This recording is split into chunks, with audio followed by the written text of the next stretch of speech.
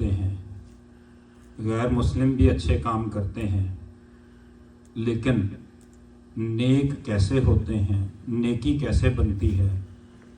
یہ جب کچھ چیز اللہ کی بارگاہ میں قبول ہو جائے اور جو کام اللہ کی رضا کے لیے ہو جائے وہ نیکی بن جاتا ہے. اب اللہ کی رضا کے لیے کیسے ہوا جائے؟ کہتے ہیں کہ سب سے افضل ذکر جو ہے وہ لا الہ الا اللہ ہے.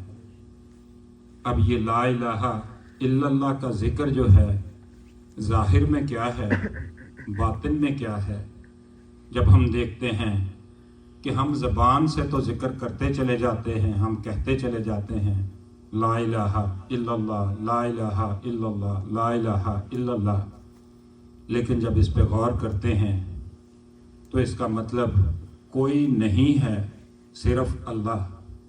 اب جب ہم بات کرتے ہیں کوئی نہیں ہے, تو کوئی نہیں ہے کا ہم کیسے پروسیجر کریں گے؟ ایک اگر خالی کاغذ ہے, اس میں ہزاروں لاکھوں لائنز لگی ہوئی ہیں, اور اس کے اندر اگر ہم اللہ لکھیں گے تو وہ کیسا ہوگا؟ وہ نہ ہمیں پڑھا جا سکے گا, نہ کوئی اور پڑھ سکے گا.